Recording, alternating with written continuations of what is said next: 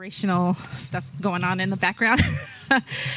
So we are part of the Salt and Light Council, and we have an amazing group of individuals that teach biblical citizenship to HRock attendees and people in the community. It's open to anyone Wednesday nights, and one of our very proficient teachers on Wednesday nights is Sharon Washington, Salt and Light Council.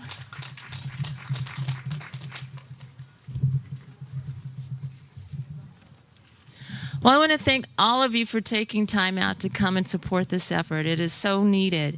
When I was going around and looking at the ones holding up pictures of their loved ones, you know, your heart just can't help but be moved when you see injustice. And so, as Beth had shared about the love of God that transcends all understanding, that we too can look to them and say that, yes, there is hope on the way. We don't want to see others suffer the same things down the road. So that's why we're here. Well, anyway, I came here to encourage you that our efforts are not in vain. Our Declaration of Independence from the rule of England states, we hold these truths to be self-evident, that all men are created equal. They are endowed by their Creator with certain inalienable rights, and that among these are life, liberty, and the pursuit of happiness. To secure these rights, governments are instituted among men, deriving their just powers from the consent of the governed, and that's us. That whenever any form of government becomes destructive of these ends, it is the right of the people to alter or to abolish it, and to institute new government, laying its foundations on such principles and organizing its powers in such form as to them shall seem most likely to affect their safety and happiness. So that's in our very declaration. And as you know, a declaration is making a statement that this is what we stand for and this is what we believe. And by the goodness and grace of God, our founding fathers made this declaration so that we, here in 2021, can go back to our documents and say, we made a declaration that didn't just span the test of time in the 1700s, but is still here for us today in 2021.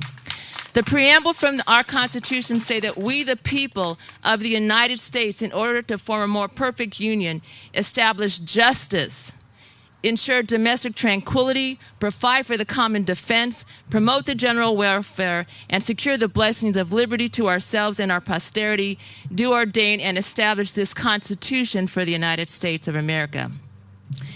That's where we are today. We, the people.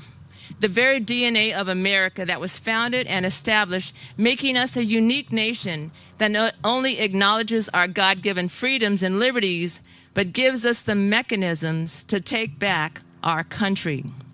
When those who are elected to represent us operate outside of what was stated in our founding documents, we have the obligation and what God has promised us to make those things right. So how does that look? The Bible tells that we overcome by the blood of the Lamb and the word of our testimony, and we do not fear our lives unto death.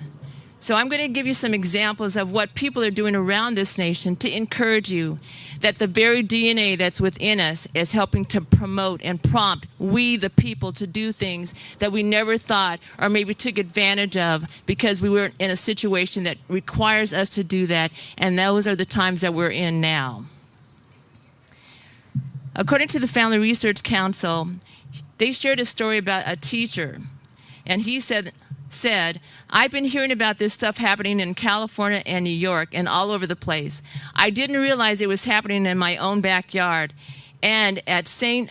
Tammany Parish in Louisiana. Neither did parents. It took a young, courageous Spanish teacher to speak up and say, not in my school, not in my school district, to open the eyes of Americans all across the country. Now, a month later, his viral video is sparking a nationwide movement to expose the left's biggest lie, it never happening here. It is Jonathan Corpel who insists that people just didn't know that this was happening there in Louisiana. Jonathan didn't plan to be on Fox News or Newsmax or headline stories around the country. He just knew something in his classrooms was wrong. And if he didn't say anything, he worried no one else would. When I found out that kids in my community were being exposed to this wokeism, woke curriculum, and woke education, I said something needs to be exposed here. Somebody needs to let the public know what's going on, he explained. I just happened to be the guy to do it. When Jonathan stood up in the school board meeting last month, his goal was to warn local parents, thanks to a powerful message that caught fire online. He ended up warning a whole lot more. He says a man cannot menstruate, he argued, when it was his turn for public comment. A man cannot lactate and breastfeed a child. You cannot give birth as a man. If you want to be an adult and do whatever you want with your life, I'm okay with that. Don't push this ideology on our children, right? I'm not going to work in a district that's okay with that.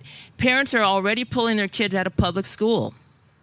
They're going online is increasing as their liberal ideologies comes to our school. This isn't a public indoctrination camp, okay? It's public education. We want to teach education, not left-wing ideas that aren't backed up by facts or science. He blasted critical race theory, the new gender radicalism, and teaching resources like Brain Pop that was infiltrating classrooms like his and prompting horrible ideas to children.